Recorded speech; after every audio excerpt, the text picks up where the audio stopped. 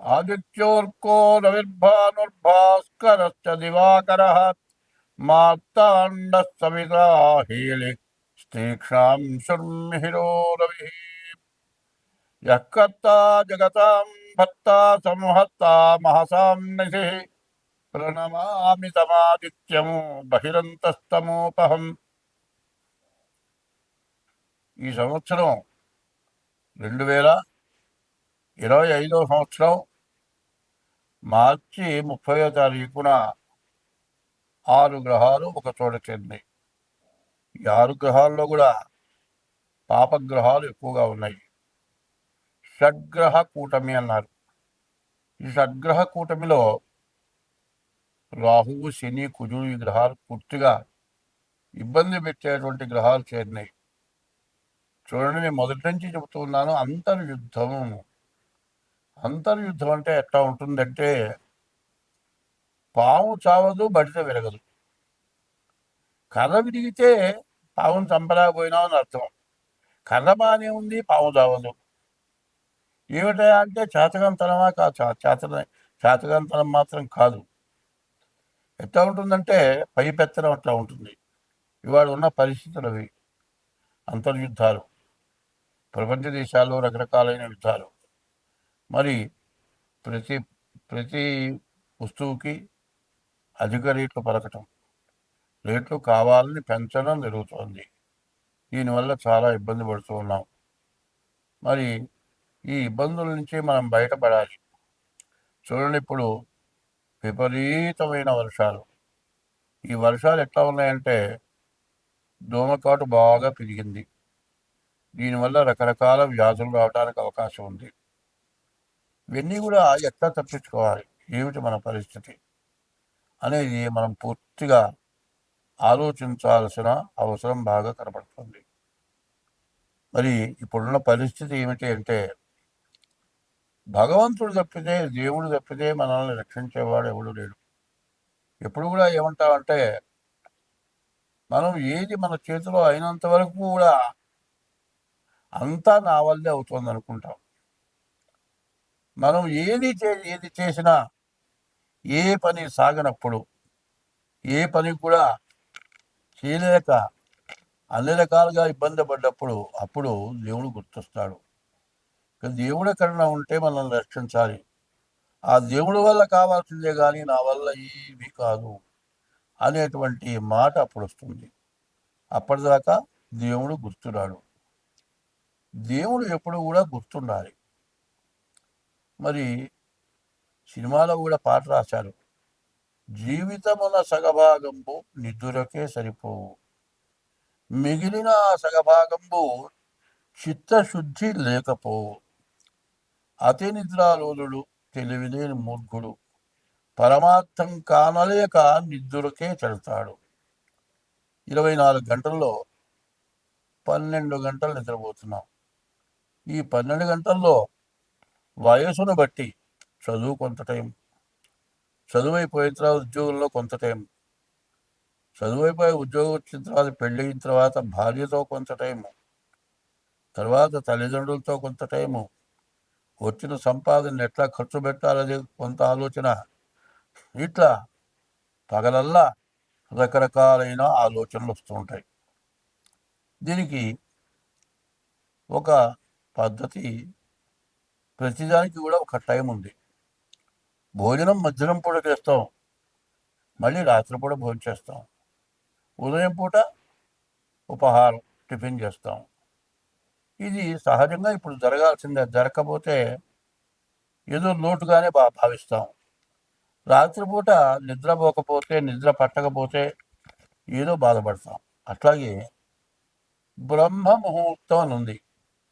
తెల్లవారుజామున కనీసం 5 లోపల స్నానం చేసి 7 లోపల దైవాన్ని పూజించే టైం అదొక టైం. కనీసం 1 గంట, అది బ్రహ్మ ముహూర్తం అంటారు. ఆ బ్రహ్మ ముహూర్తం ఎట్లా ఉంటుందంటే, పగలల్లా పనిచేసి రాత్రిపూట బాగా నిద్రపోయి బాగా రిలీఫ్ అయి నరాలని స్వాధీనంలో ఉండి మనస్సు చిత్తశుద్ధి కలిగి ఉంటుంది. అప్పుడు లేచి శుభ్రంగా తల మీద స్నానం చేసి మనస్సుని చిత్తశుద్ధిగా పెట్టుకొని దైవాన్ని పూజించడం. తర్వాత 6 గంటలకి సూర్యుడు ఉదయించగానే సూర్యుడికి నమస్కారం చేయటం. ఇవన్నీ కూడా చిత్తశుద్ధి కలిగి చేసిన పుణ్యంబు కొంచెమైన అదియు కుదవ కాదు. విత్తనంబు మర్రి వృక్షంబునకునంత విశ్వదాభిరామ వినురవేమ అని వేమన గారు చెప్పాడు. చిత్తశుద్ధి కలిగి భగవంతుడిని ప్రార్థించింది కొంచెం కాదు, చాలా పెరుగుతుందట. ఎట్లా పెరుగుతుందంటే, చిత్తశుద్ధి కలిగి చేసిన పుణ్యంబు కొంచెమైన నదియు కుదవగాదు. విత్తనంబు మర్రి వృక్షంబునకంతే. మర్రి విత్తనం చాలా చిన్నది, కాకో గద్దో ఏదో తింటుంది. ఆ విత్తనం తీసుకొచ్చి ఏ గోడ మీద వేస్తుంది. ఆ గోడ మీద పడ్డ విత్తనం మొక్క పెరిగి అది గోడ మీద నుంచి ప్రహరీ గోడ నుంచి కింద భూమిలోకి వెళ్తుంది, బాగా పెరుగుతుంది. ఆ విత్తనం ఎట్లా పెరుగుతుందో మొక్క, ఆ కాకో గద్దలు ఎట్ట వేసినటువంటి విత్తనం మర్రి చెట్టు ఎంత బాగా పెరుగుతుంది. అట్లా మనం చేసినటువంటి 24 గంటల్లో 1 గంట భగవంతుడిని ప్రార్థించినటువంటి సమయం మనకు మర్రి చెట్టు ఎట్లా పెరుగుతుందో ఆ విధంగా మనకు మంచి వృద్ధినిస్తుంది. అయితే అటువంటి వృద్ధినిచ్చేదాన్ని మనం ఏం చేస్తున్నాం, ఆ టైంలో బాగా శుభ్రంగా నిద్రపోతున్నాం. రాత్రి 10 గంటల దాకానో 11 గంటల దాకానో పనిచేసి రాత్రి నిద్రపోతున్నాం. ఇంత నిద్రపోయి తెల్లవారి సూర్యుడు ఉదయించిన తర్వాత లేస్తావు. ఇక బద్ధకం లేవగానే కాసిన కాఫీ తాగుతావు. పాచమొహం కడుక్కోకుండా కూడా కాఫీ తాగుతారు. అది కాదు, పొద్దున్నే లేచి దైవాన్ని, ఎవరి మత ప్రకారం వాళ్ళ దైవాన్ని పూజించడం అది ధర్మం అయింది. కాబట్టి అది చేయకపోవడం వల్ల జీవితాలు మొత్తం చాలా నష్టం కలుగుతుంది. మనస్సుకు శాంతి ఉండదు. మనశ్శాంతి లేక ఎన్నో రకాలుగా బాధపడుతూ ఉంటారు. ఇది ఇట్లా ఉండటం వల్ల మనకు చాలా బాధలు పెరుగుతాయి. ప్రతి వ్యక్తి కూడా తెల్లవారుజాము లేవంగానే ముందు భూమి మీద కాలు పెట్టకూడదు. చేత్తో నేల తాకి ఆ నేల కళ్ళగద్దుకుంటూ సముద్ర వసనే దేవి పర్వతస్థర మండలే విష్ణుపత్ని నమస్తుభ్యం పాదస్పర్శం క్షమస్వమే.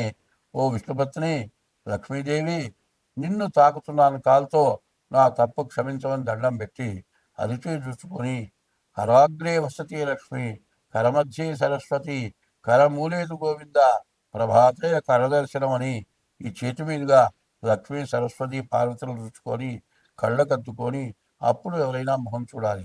తర్వాత స్నానం చేసి సూర్యుడికి ఉదయం బ్రహ్మస్వరూపము, మధ్యాహ్నంతో మహేశ్వరము, సాయంకాలం స్వయం విష్ణువు, త్రికాలం వహ దివాకరం అని సూర్యుడిని నమస్కారం చేసి నీ ఇష్టదైవాన్ని పూజిస్తే నీకు ఎటువంటి లోటు భగవంతుడు కలుగ చేయడు.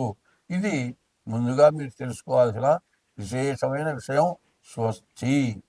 ఈ కర్కాటక రాశికి ఇంతకుముందు అష్టమ శని, ప్రాణకంటకుడు.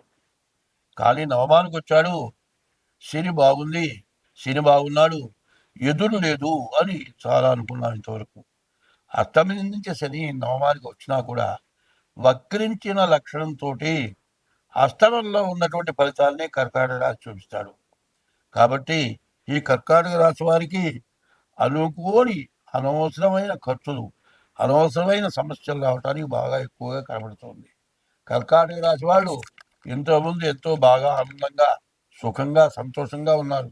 ఇప్పుడు మాత్రం అందరికీ రకరకాలైన సమస్యలు, చెప్పడానికి వీలుగా అనేటువంటి సమస్యలతోటి చాలామంది చాలా రకాలుగా ఇబ్బంది పడుతూ ఉన్నారు. ఈ ఇబ్బందుల నుంచి బయటపడాలి అంటే మరి ఈ కర్కాటక రాశిలో ఈ శని ఎట్లా ఉన్నాడు, జూలై నెల 13 నుంచి నవంబరు 28 వరకు ఈ శని 138 రోజులు వక్రించినటువంటి శని వల్ల ఈ కర్కాటక రాశికి కూడా చాలా కష్ట నష్టాలు ఎక్కువగా కనబడుతున్నాయి. కాబట్టి ఈ రాశి వాళ్ళు పూర్తిగా శనిని పూజించడం మంచిది. శనిని పూజించిన, ఈశ్వరుని పూజించిన, సూర్యుని పూజించిన మనకు ఎప్పుడూ సత్ఫలితం వస్తుంది. కాబట్టి ఈ శని అన్ని గ్రహాల్లోకి కూడా ఒక రాశిలో 2 సంవత్సరాలు 6 మాసాలు ఉంటాడు. కానీ కొంత పాపం చేసిన వాళ్ళకి వక్రించి వెనక్కి ఎత్తి ఇబ్బంది పెడతాడు. కాబట్టి ఈ వక్ర శని వల్ల ఈ కర్కాటక రాశి కూడా చాలా ఇబ్బందులు, కష్ట నష్టాలు ఎక్కువగా కనబడుతున్నాయి. కాబట్టి వీళ్ళు కూడా శనిని పూజించాలి. అయితే ఏమండి, అందరికీ శని గురించి చెబుతున్నారు అంటే శని ఎటువంటి వాడో మొదలే చెప్తున్నా. సూర్యుడి దగ్గర నుంచి కేతువు వరకు ఏ గ్రహాన్ని సూర్యుడికి వచ్చేప్పటికల్లా నెల, చంద్రుడికి వచ్చేప్పటికి 2.5 రోజులు, మరి కుజుడికి వచ్చేప్పటికి 3 నెలలు, అట్లాగే బుధుడికి వచ్చేప్పటికి నెల 15 రోజులు, గురువుకి వచ్చేటప్పుడు సంవత్సరం, శుక్రుడికి వచ్చేప్పటికి నెల 15 రోజులు, శనికి 2 సంవత్సరాలు 6 మాసాలు. మరి ఎక్కువ రోజులు ఒక రాశిలో శని ఉంటాడు. శని వల్ల అందరికీ కూడా ఇబ్బందులు ఖచ్చితంగా ఉంటాయి. కాబట్టి ఎందుకంటే మనం ఒళ్ళు దగ్గర పెట్టుకొని ప్రవర్తించాలి. చేసేటప్పుడు, పాపం చేసేటప్పుడు ఇది చేస్తే ఏమవుతుంది, మనం నష్టపడతాం, అవతల నష్టపడతారు అనుకొని చేస్తారు. కానీ తర్వాత తను పడే నష్టం ఎవరికి అర్థం కాక ఇట్లా చేస్తూ ఉంటారు. కానీ ఈ కర్కాటక రాశికి కూడా నవమంలో కూర్చున్న శని అష్టమంలో కూడా ఉన్నట్టే. ప్రాణ కంటకుడు శని అంటారు. ప్రాణం తీసినంత పని చేస్తాడు. ఈ అష్టమంలో ఉన్న శని ఏం చేస్తాడు, రాజదండన. ఎవరో చేసినటువంటి కేసు పక్కవాళ్ళు ఎత్తబడి మరి పోలీస్ స్టేషన్కి వెళ్ళి జైలుకు పోయిన వాళ్ళు ఉన్నారు. ఎవరో మర్డర్ చేస్తే వీళ్ళని ఎత్తినబడి వీళ్ళు శిక్షను భవించిన వాళ్ళు ఉన్నారు.